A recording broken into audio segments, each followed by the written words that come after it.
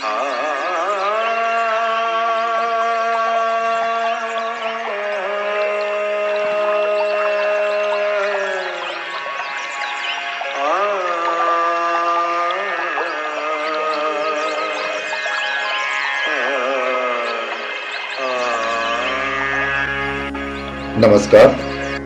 सर्वांचं स्वागत. संगीत समाधी भाग 15. लेखक योगीराज मनोहर हरकरे. या भागात आपण पाहणार आहोत भगवान श्रीकृष्णाची रासक्रीडा म्हणजे काय आणि स्वरांचं आणि योगाचं अचाट सामर्थ्य कसं असतं.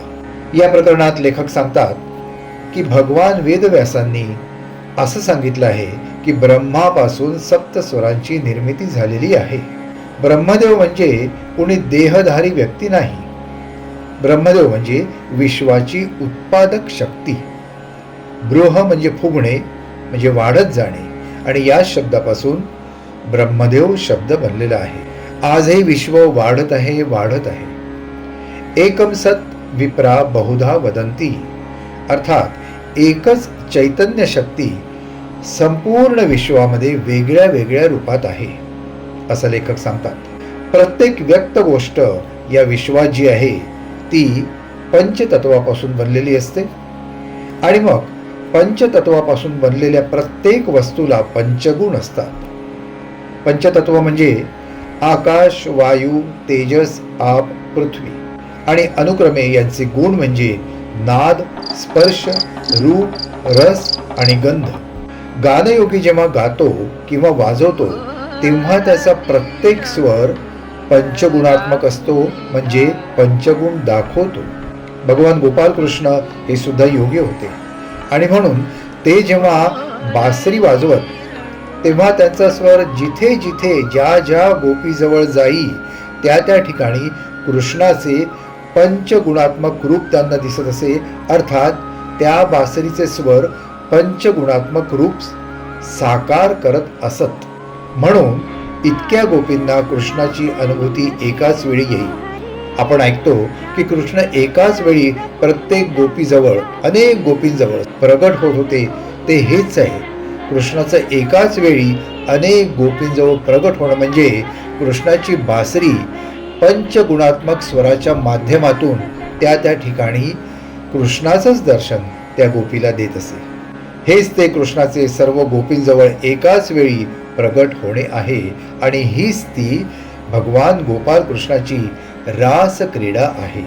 योग साधना करून गान साधना जे करतात ते गानयोगी असतात. असले गानयोगी जेव्हा गातात किंवा वाजवतात तेव्हा त्यातून प्रत्यक्ष राग रागिण्यांची रूपे साकारू शकतात. आपण जे ऐकतो की अमुक राग आहे, अमुक रागिणी आहे, तिचं स्वरूप असं आहे, रागाचं स्वरूप असं आहे, ती केवळ कल्पना नसून ते एक विज्ञान आहे. पंचगुणात्मक स्वर आले की त्यातून राग रागिणीचं दर्शन होऊ शकतं. परंतु यासाठी गान साधकाला नाडी ज्ञान, स्वर ज्ञान असणे आवश्यक आहे. तसंच खर्ज साधना करून 7 चक्रांची सिद्धी करणं सुद्धा आवश्यक आहे. तरच हे सगळे चमत्कार होऊ शकतात. अर्थात संत साहित्यात हे नियम सांगितलेले आहेत की गानयोग्याने कसे असावे, योग्याने कसे असावे, साधकाने कसे असावे. तर संत साहित्य सांगतं, नियम पाळावे जरी म्हणशील योगी व्हावे, रात्री निद्रा परिमित घ्यावी, भोजनांतरी मिती असावी, शब्द वल्गना बहुन करावी, साधक जीवे जरी म्हणशील योगी व्हावे. हे ते नियम आहेत. अतिशय शिस्तबद्ध आयुष्य योग्याला जगावं लागतं आणि गान योग्याला सुद्धा जगावं लागतं. तेव्हा कुठे त्याच्या गाण्यातून असले चमत्कार दिसतील. म्हणजे राग रागिण्यांची दर्शने, पंचगुणात्मक स्वर, कृष्णाची रासक्रीडा, हे सगळं मग त्याच्यातून दिसायला लागेल असं लेखक सांगतात. आपल्या शरीरामध्ये 7 स्वरांची स्थानं वेगळी वेगळी आहेत आणि ही अनेक ग्रंथांमध्ये सुद्धा सांगितली आहेत. परंतु प्रत्यक्ष याची अनुभूती कशी घ्यायची यासाठी लेखक सांगतात की यासाठी कुंडलिनी जागृती आवश्यक आहे.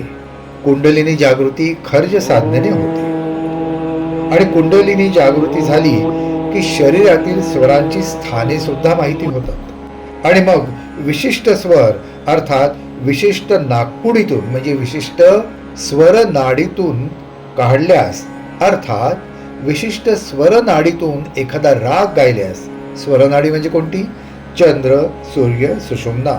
तर चंद्र सूर्य या दोन विधायक नाड्या आहेत, विधायक स्वर आहे.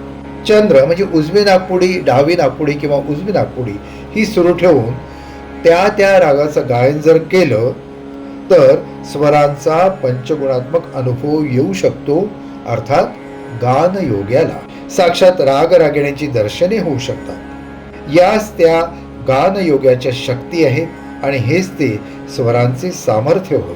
पुढे लेखक सांगतात की खरा योगी काहीही करू शकतो. खरा योगी अगदी काहीही करू शकतो. एका ठिकाणी राहून अनेक ठिकाणी दिसू शकतो, स्वर्गीय नाद ऐकू शकतो, पूर्ण ब्रह्मांडात क्षणात विहार करू शकतो, वगैरे वगैरे.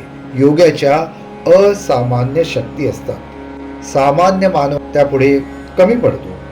सामान्य मानवाच्या शक्ती म्हणजे विज्ञानाद्वारे, परंतु योगाच्या शक्ती म्हणजे योग साधनेद्वारे असतात. आणि म्हणून सामान्य मानवाच्या शक्ती विज्ञानाद्वारे जरी असल्या तरी त्या मर्यादित असतात, परंतु योग साधनेद्वारे योगाच्या शक्ती अमर्याद असतात. आणि म्हणूनच सामान्य मानव आजही प्रकाश वेगाच्या पुढे जाऊ शकला नाही, कारण तो विज्ञानाच्या आधाराने जात आहे. योग साधनेच्या आधाराने जर तो गेला तर प्रकाश वेगाच्या पुढे निश्चितपणे जाऊ शकेल. आणि याच त्या योगाच्या असामान्य शक्ती असतात असं लेखक सांगतात. म्हणून गान साधना आणि योग साधना या जर एकत्र केल्या तर नराचा नारायण होऊ शकतो.